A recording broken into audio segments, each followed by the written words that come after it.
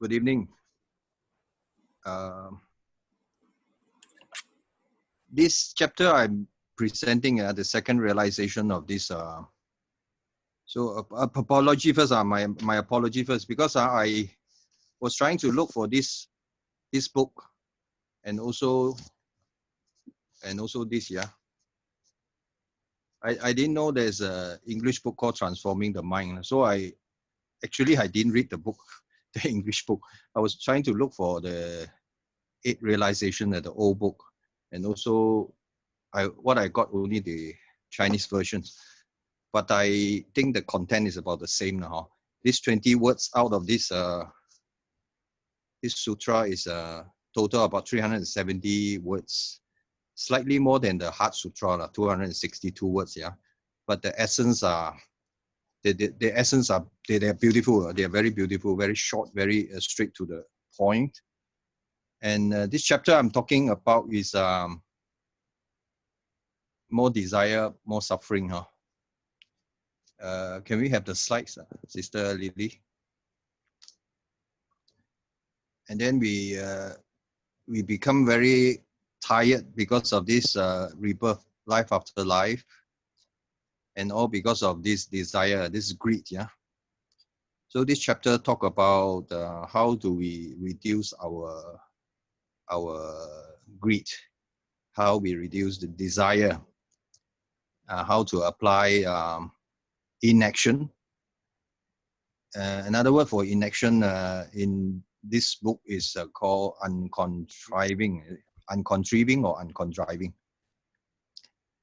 So we will be at ease if we are at ease when we are non-attached and uncontriving. Yeah. So the first slide says the desire causes suffering. Yeah. When we are greedy, we desire for. In this sutra, they talk about 财色名食睡, the wealth, sex, fame, 财色名食 food, and the last one is sleep. Well, once we are attached to this one of these 5, and then this is called 地狱五条根 this entanglement will cause us to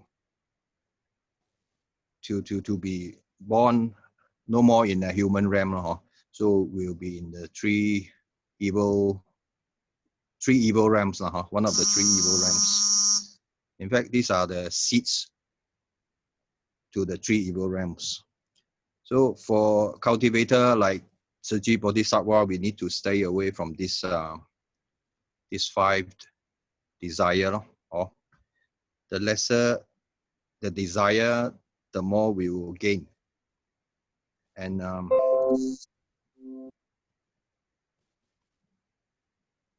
we attach to these 5 things. Wealth, fame, food, sleep, etc. So everyone wants more of this. They want. It's never enough. It's never enough. We cannot meet our desire. When we have 9, when we have 1, we are always short of 9. 有一缺9. When we have 100,000, we are always thinking we are short of 900,000 to reach 1 million, to become a millionaire. Or when we have 1 million, we always think of short of 9 million to become a 10 million. We just had a short conversation before this session with one sister from Citibank. She deals with all the high network individual. Or high network individual, they always go for more. Yeah. So everyone wants to win, want to control. They want to have more profit. Share market, in all kinds of markets now, property. There was one story. This one brother running for election in Taiwan. Yeah, he complains he has no time to sleep, no time to eat. He doesn't even have time to go back to Hualien to see Sangren. So Sangren asked him, why are you so very busy? He says He's in the business expansion in more than 10 countries. Business very good. So he's opening more and more chain store. So Sangren asked him whether you are happy or not. He said, I'm dead tired, but no choice. I got to do it for my family. So this businessman complained. So Sangren asked him already. He said he's stuck. He cannot get out of this this wheel of samsara. He wanted to stop, but because it's already too big, he's already got entangled.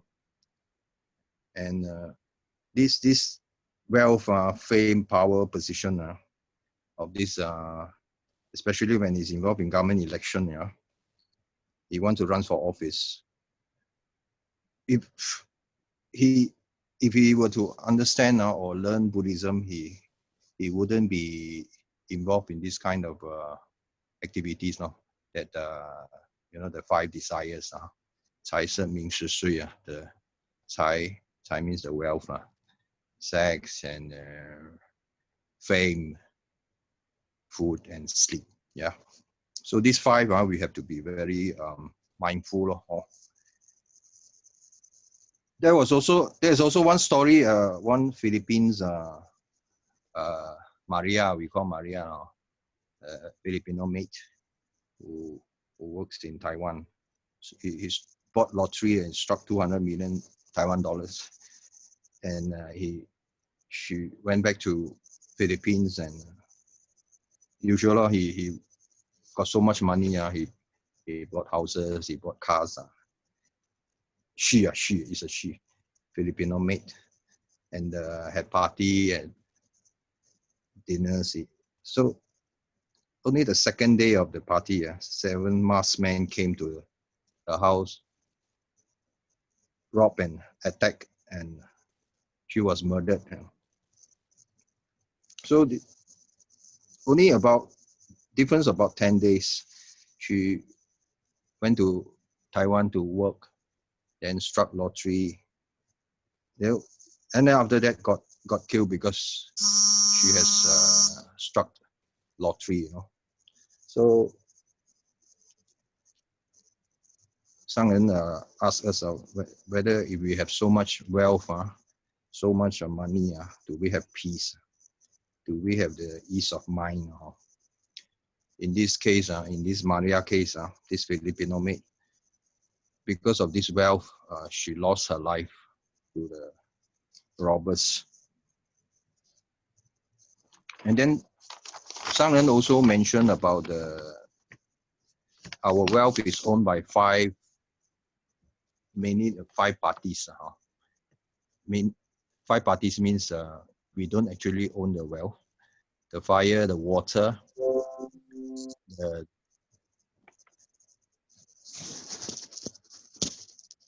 the fire, the water, and fire and water is a disaster. And then we also, the money owned by the governments, the money also owned by inferior children now. And also number 5, our wealth is owned by thieves and robbers. So Sangren told us all happiness is not depending on material wealth. It's not the amount of material wealth, but it's on peace of mind. When we have peace of mind, when we have health, we are always at ease, stress-free. That is the happiest moment. I'm sure everybody can feel now during this lockdown. If we have peace of mind, then we are the happiest person. Even though we are at home, we cannot go out. But in Tzu Chi, we are definitely having peace of mind because we can stay at home. We can also go to Jingsi Hall to work if you are called upon. You can even go deliver face masks, deliver food for the refugees, and the Rohingya refugees whereby we serve every day. So this string, these 5 strings, how do we cut these 5 strings? We are so attached, we don't know how to cut these 5 strings. The wealth, sex, fame, and this food and sleep.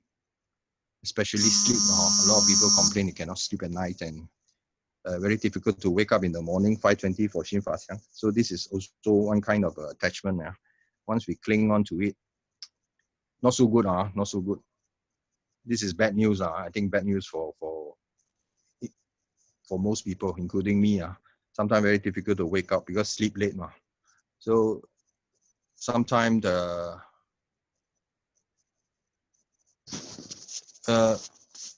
Sister Xiu Xian, can we mute all because there's difficulty in. Can you hear me, Sister Christine? Yes, brother. Okay, I think it's all muted, rightfully. All muted, Oh, then I should speak louder, then. We can hear you. There's a background sound. Okay. When we are attached, when we are cling on to these 5 desire, very difficult for us to be liberated. And then if you are not liberated, when we are attached to things, we kind of we create karma. When we create karma, there's always this birth, death, keep on repeating life after life. So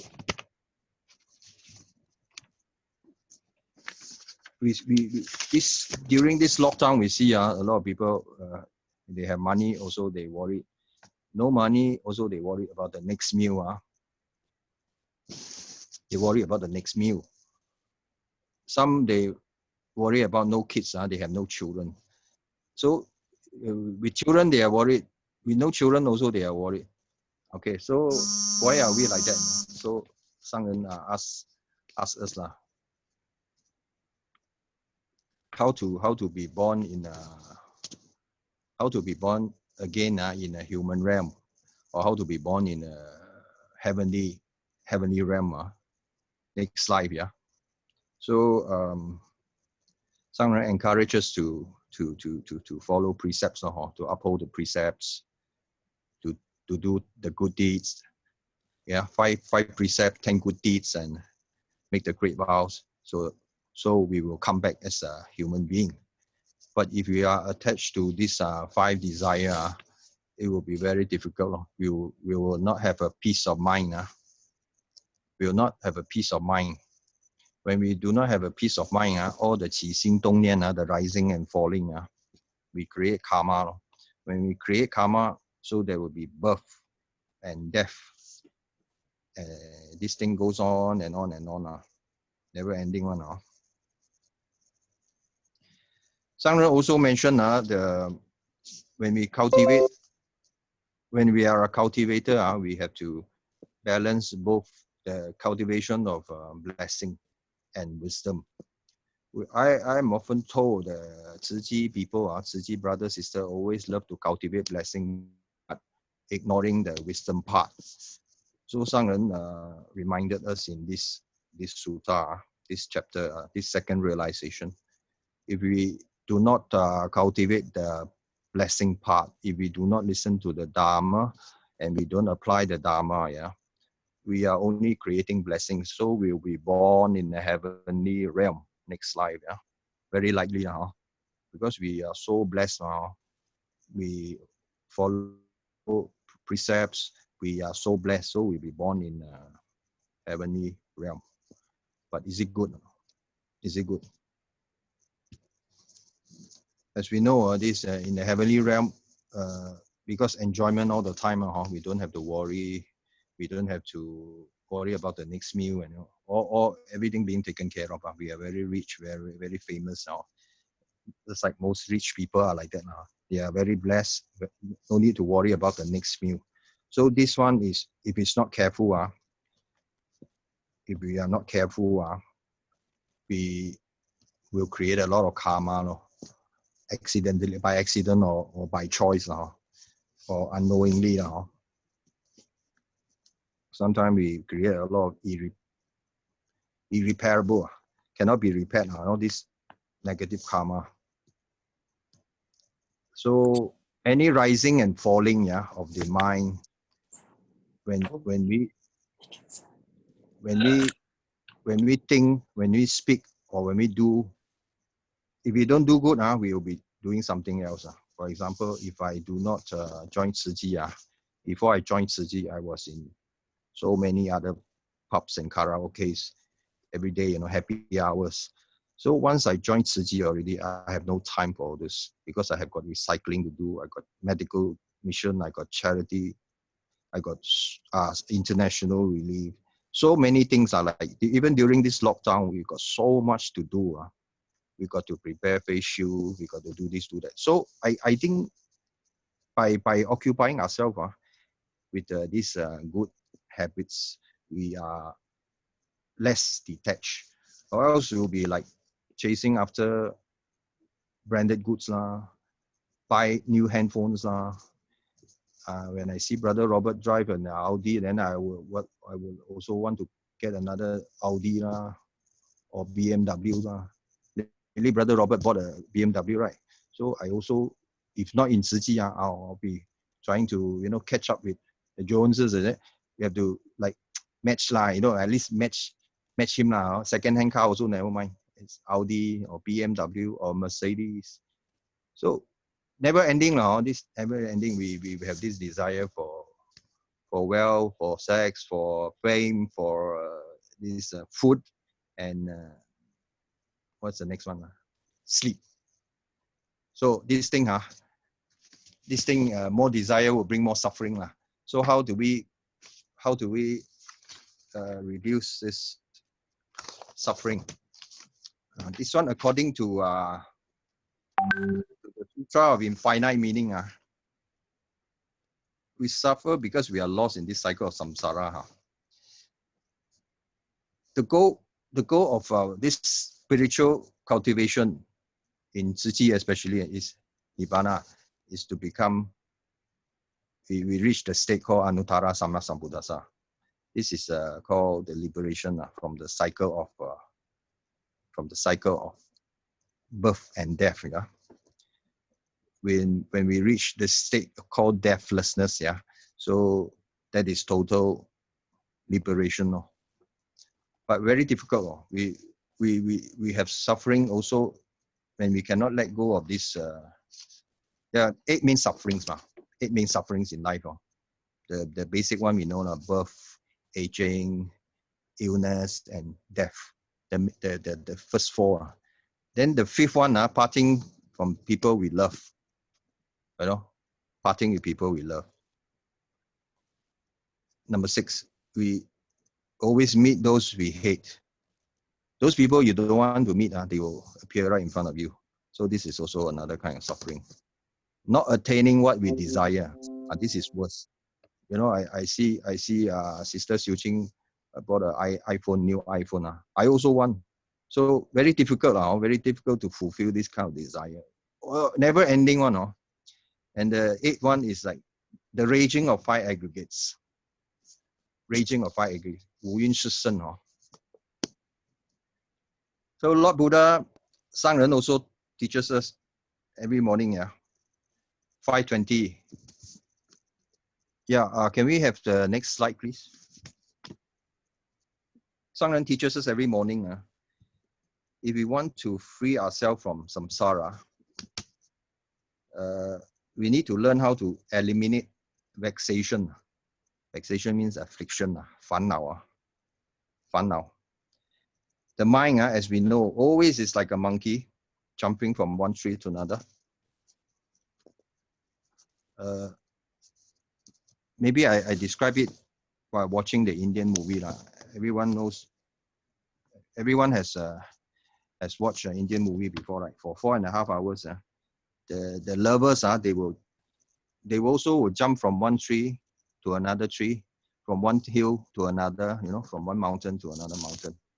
So they sing, they dance, they enjoy, from one point to another, point A to point B. Our mind is always like that, searching and wanting more. So this thing called arising, abiding, changing, and ceasing is the Seng Zhu Yi Mie. This Seng Zhu Yi Mie, arising, abiding, changing, and ceasing, this process creates suffering. If we do not understand these karmic forces that we created many lifetimes ago, I'm sure you can remember the story of Grandmaster Wu Da. Yeah? So 10 lifetimes, still the thing came after him. You know, the debt collector, the person that he harmed, the person that he accidentally killed. You come back after 10 lifetimes. So maybe like what, 700 years later. Yeah. And this thing we created in the past life, this karma we created, it caused all this less than ideal situation and condition this life. And if we face it happily, then okay, the karma is cleared. You know, if we accept everything with unconditional loving kindness, yeah, then we will have cleared this previous life karma. But if we don't, we complain, or we regret, or we blamed, you know. So more karma accumulated, more karma created, yeah. And this cycle will go on and on and on. So in this Sutra of Infinite Meaning, I quoted one passage, very nice. During this water repentance sutra, in this water repentance, which just how I showed everyone in the beginning, yeah. This water repentance mentioned that those who have many desire, they want to gain a lot, they want to own a lot, they want to possess a lot of things. So when they think of possessing, gaining, and or fear of losing, this kind of affliction will experience, they will bring more suffering. And we know all suffering begin in the mind. When people have plenty of desires, they want everything. They want cars, houses, condos. All the high network individual will know. Sister Elsie will share with us during lunch one day, maybe. Yeah. Their minds will always look outwards and incessantly pursue what they do not already have. They incessantly pursue what they do not already have. They will never be happy or content, and they will be overwhelmed by this sea of desire. And this causes unspeakable suffering. This experience this suffering is unspeakable. Next slide, please.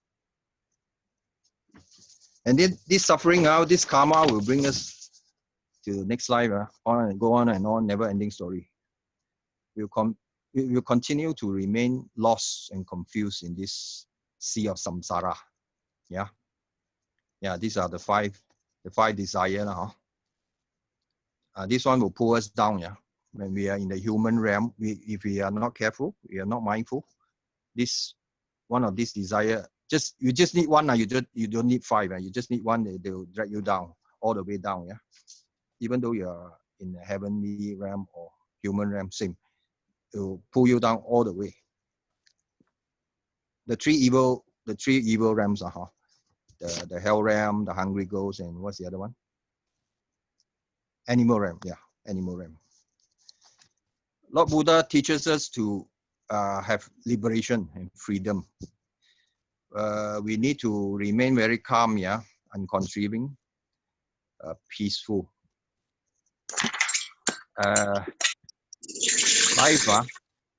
Life is basically beyond arising and ceasing. Yeah. If we can return to our own non-arising, non-ceasing, this intrinsic nature.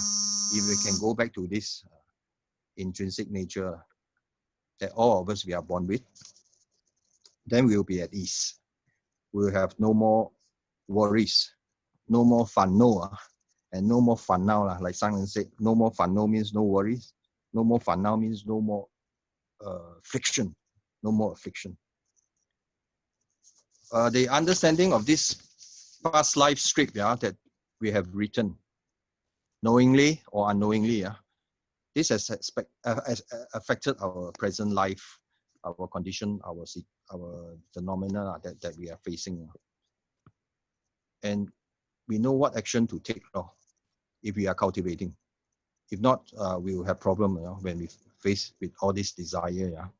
We are given wealth, we are given women or men, we are given fame, food, sleep. All these things is, if we are not careful, it will take us down. It will drag us down.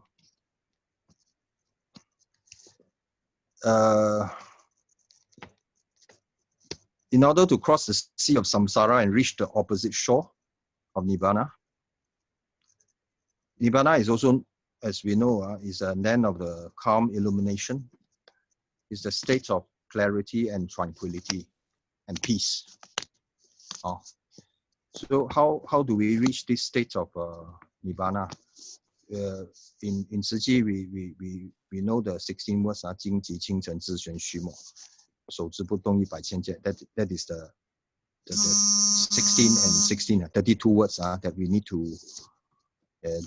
to remind ourselves all the time now.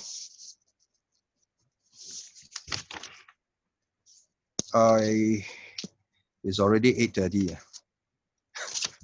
I only cover half. It's okay. So maybe I'll end this this evening with this phrase. When our minds are clear and free from entanglement of these 5 desires, because these desires are boundless, they are limitless, we cannot control them. But when our minds are very clear and free from this entanglement, we stay very detached. We know that we need money, we need wealth, we need food, we need a lot of sleep. We just have to be mindful. We shouldn't have we do not want to be attached to it. Now this true liberation, the definition of true liberation is mind and body is in harmonious and peaceful state. True liberation also means we have very few desires. And when we depend less on these 5 desires for happiness, we will get liberation. We are free from all attachment. How do we do that?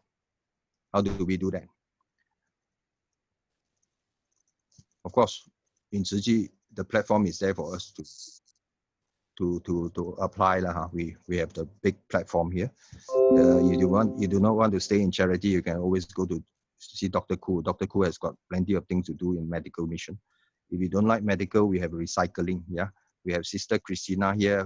He has got this whole old town, the whole recycling center, big recycling center. We can go for the recycling.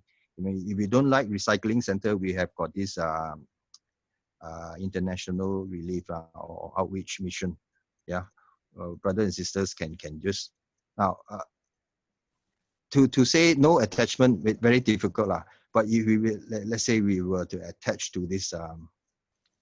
all these activities that benefit others, with compassion, with loving kindness, I think it's better than depending on the 5 desire for happiness. For my own experience in this Tzu Chi.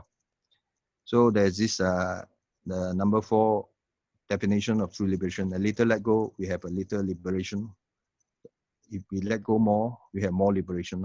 If we completely let go, like our Shifu from Abbott, like Sangren, they completely let go.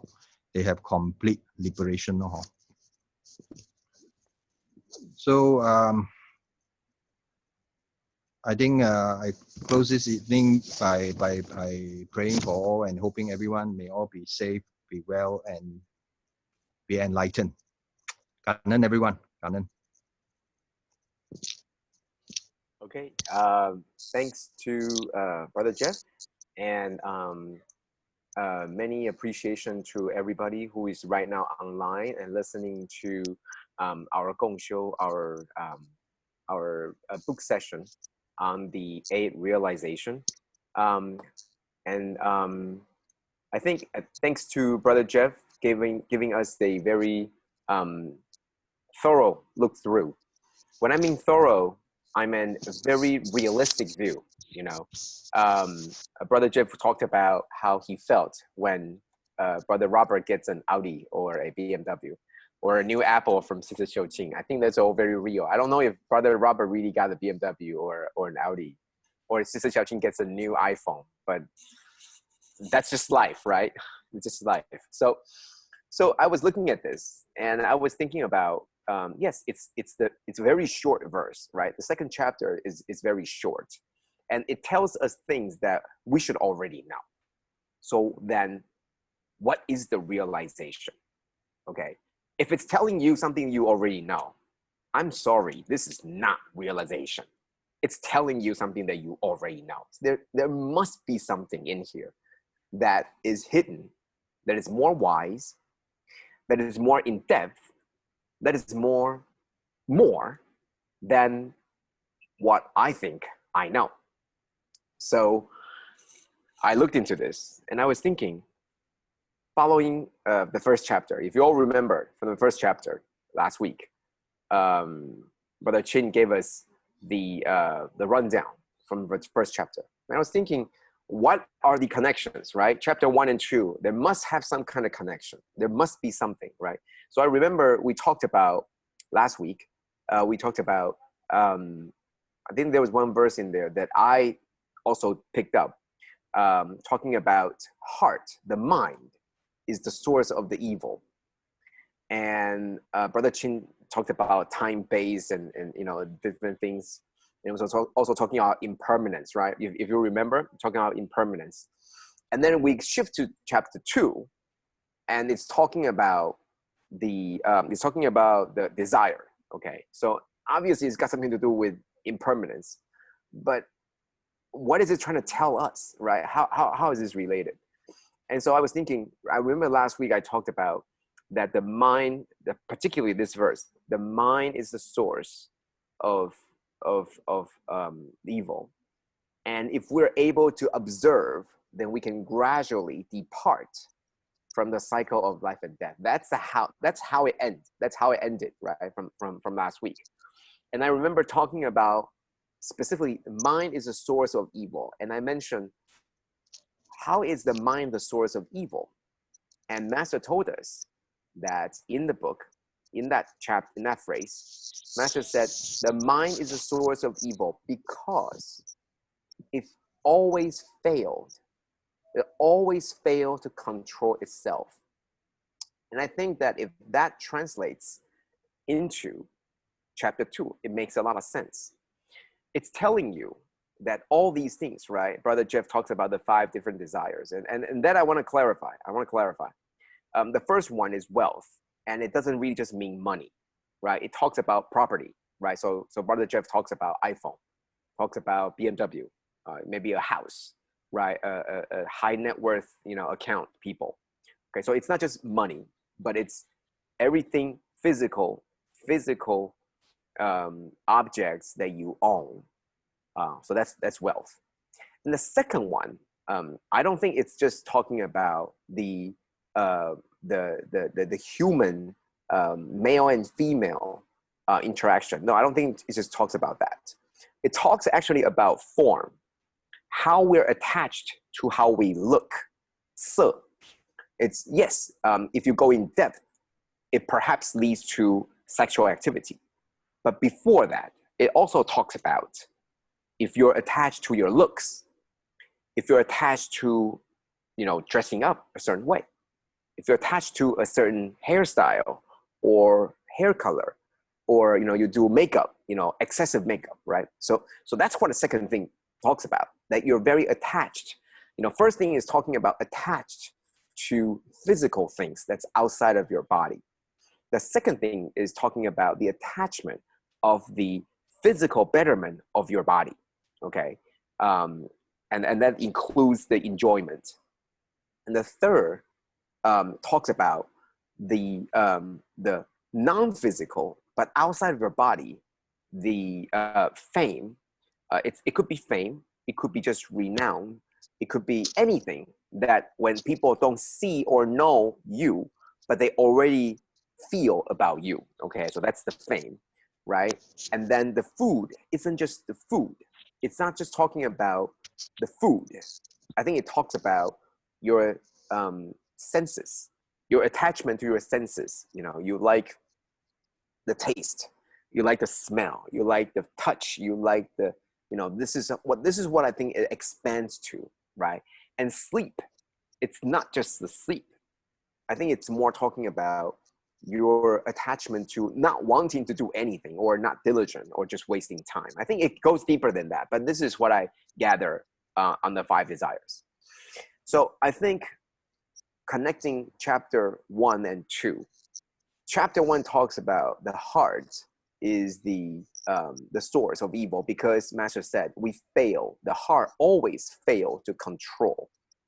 And I think in chapter 2, and in chapter 1, it talks about if you're able to find, if you're able to observe, then you're getting closer to departing from the cycle of life and death. And then in chapter 2, it talks about the cycle of life and death. How do you get in there? Well, if you're attached to all these things. And if you combine the two, it means that if you fail to control, then you get into the cycle of life and death. But if you can observe yourself, and from observe as the first step, observe, then exert control to find the balance. Because the 5 desires are not something that you can do without.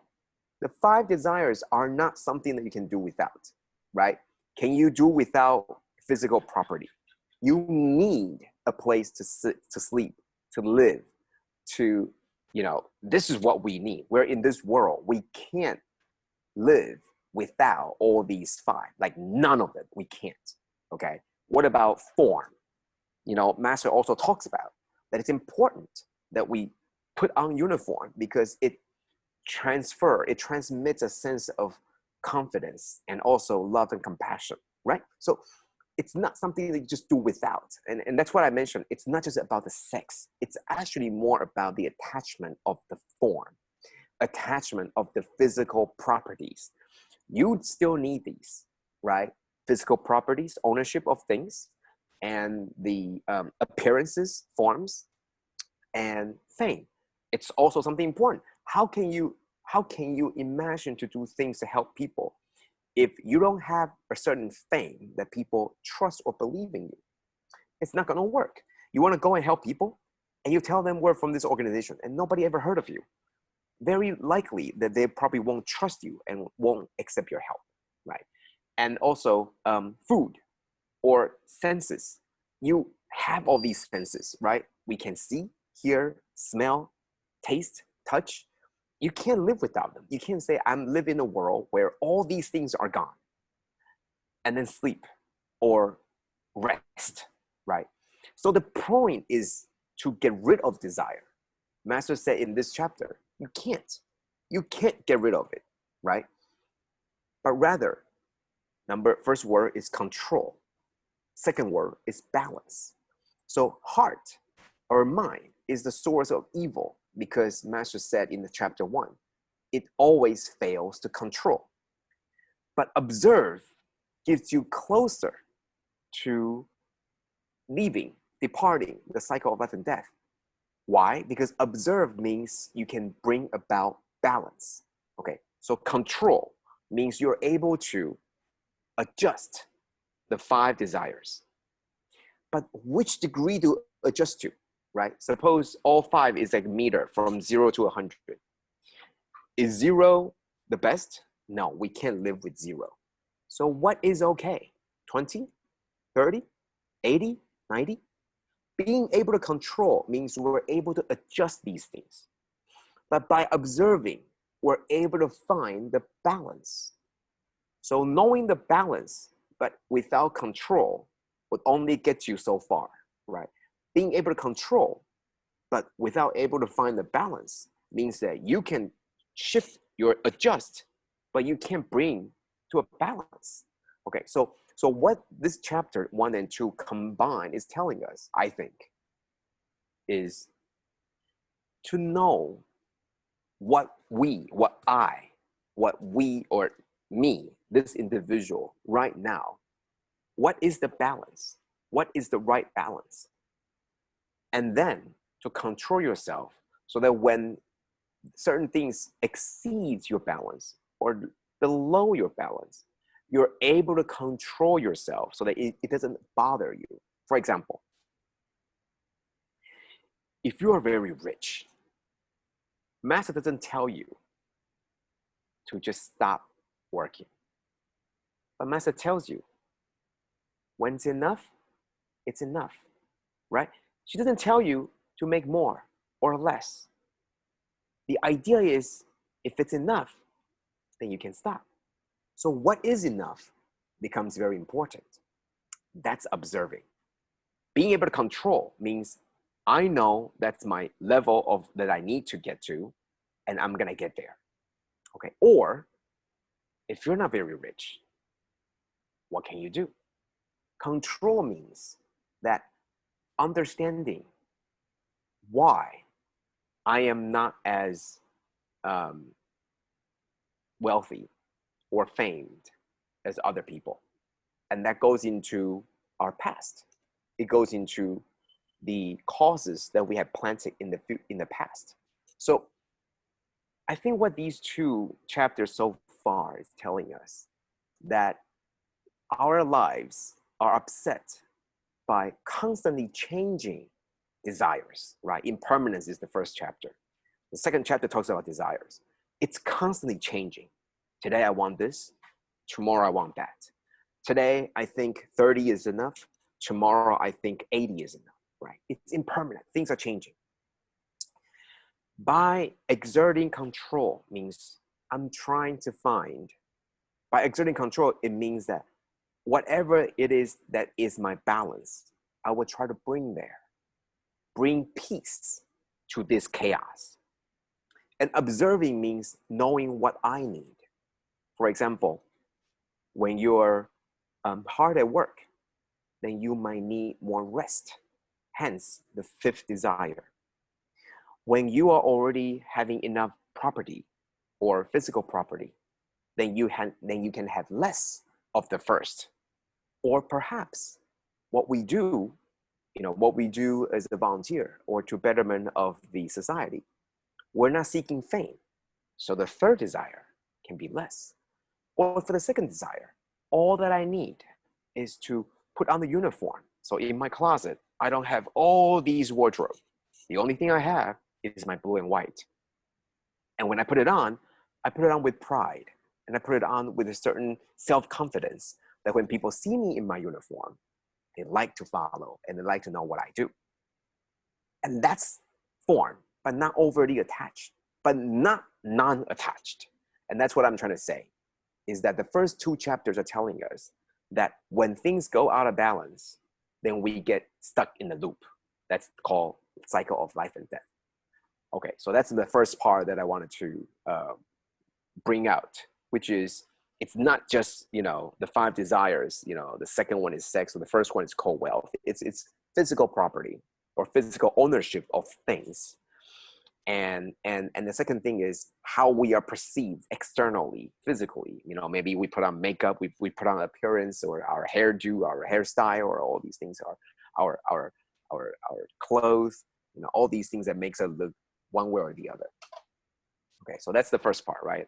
I think it's trying to tell us that the main realization is know what we need, know our balance, and then control ourselves so that if we have more than a balance, then we are okay without the more, right? If I remember very famously, our brother Stephen Huang talks about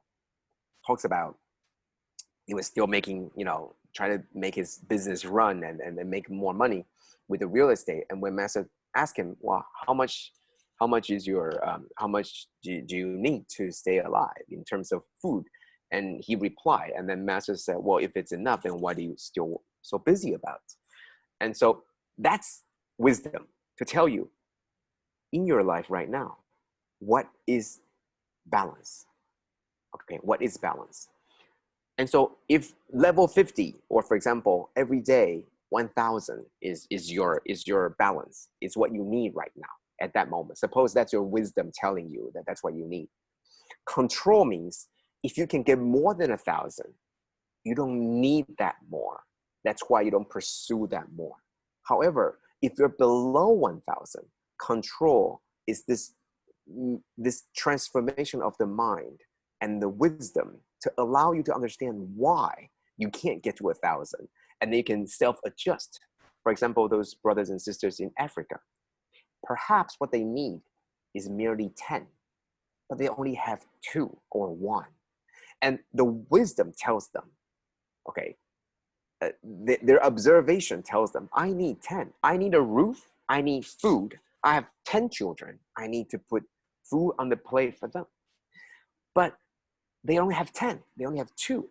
And then they become very obsessed with trying to get 10, try to get to the 10. So then that's when you're in hell, right? You're trying to, if you abide by the law, and you start to take 3 or 4 jobs, and maybe get frowned upon or get very tired. Or maybe you don't go abide by the law. What do? You try to rob, steal, things like that, right? So that's when you can't control yourself anymore. So control means finding your balance, but when your life gives you more, you're okay to hold on to the balance. But when the life gives you less than what you need, you're also wise enough to know why. And you're wise enough to make certain changes and adjustment to your life. So then you'll find a compensation, perhaps not through physical ownership, but through spiritual growth, as well as wisdom, the growth in wisdom. So I think this is the theme that is trying to tell us that, observing to get your balance and control, because mind is the source of evil because it lacks control.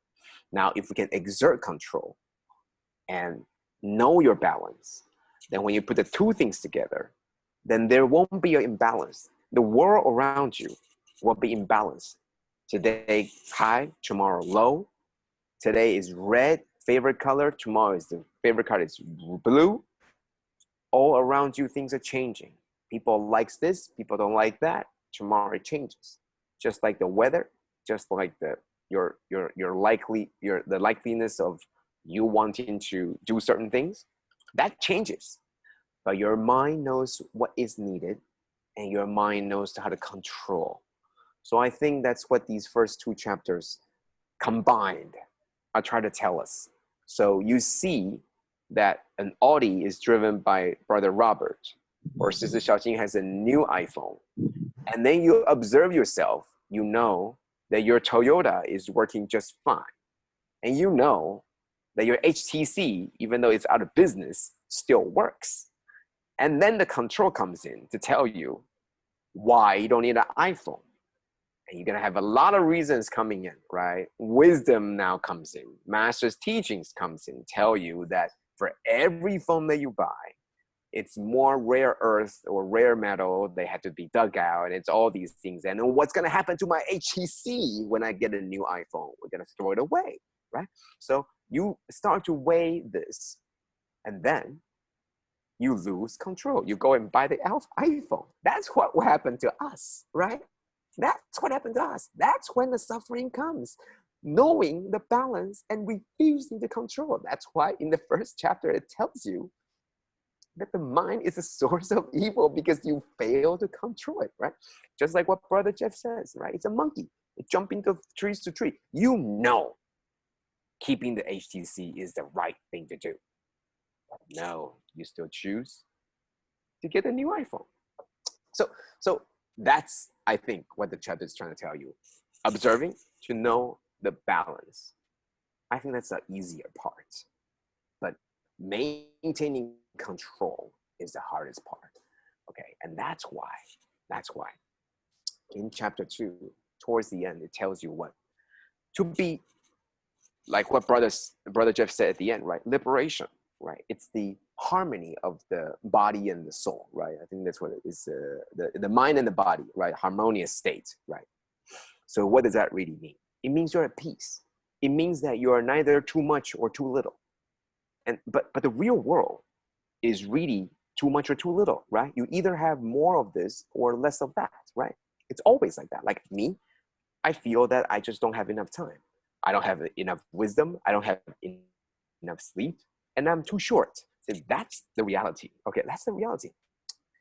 But the wisdom, the liberation comes when you understand why it's too little or too much, and you're able to find that balance. And that's when we're liberated. And when we're liberated, we're no longer attached to this cycle of 6 realms. So lastly, in this chapter, I also find it to be very contradictory, in that Master talks about that we want to break free from the realm of 6, right? The 6 realms and rebirth. And then Master comes back and tells us, no, you have to make a vow to come back as a human, in a human realm. You don't want to go to heaven. So if you're already breaking free from the 6 realms, why is it that you want to make a vow to come back as a human realm? Okay, so that was one of the contradictions. And I'm sure some of you already are forming answers in your head, like, oh yeah, no, that makes perfect sense, right? Because that's what Master said, makes perfect sense. So I was thinking about this too. And it makes sense because that's what it means, right? To gain control. Remember, rebirth in the 6 realms is out of your control. But when you make the vow to come back in the human realm, you have total control to come back as a human, just like Bodhisattva. They maintain control, and they know when, they know what they're going to come back as. That's why a couple of weeks ago, when we're chanting the Lotus Sutra, right, it goes into the Guanyin Bodhisattva. And in there, it talks about whichever form that the world needs me to be in, I will be in. Well, if you're attached to the 6 strings that's pulling you one way or the other, you're not in control of what you're going to become and where you're going to be. Then how could you choose to be in the form that the world needs you to be in? You can't. That's the difference. Okay, so it talks about control.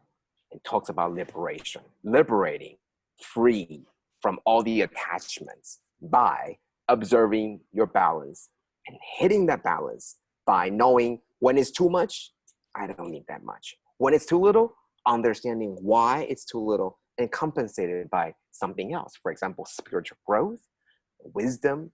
It's very difficult, right? I can sit here all day telling you compensating, right? But for somebody in Africa, that's the real hard work they need to do, right? And that's what Master talks about. That's why they're so close to the truth, because that's what they do every day. They have to have the spiritual wealth. Even we talk about it here, they really have it because they need to compensate it for the actual really, really difficult living hardship that they experience.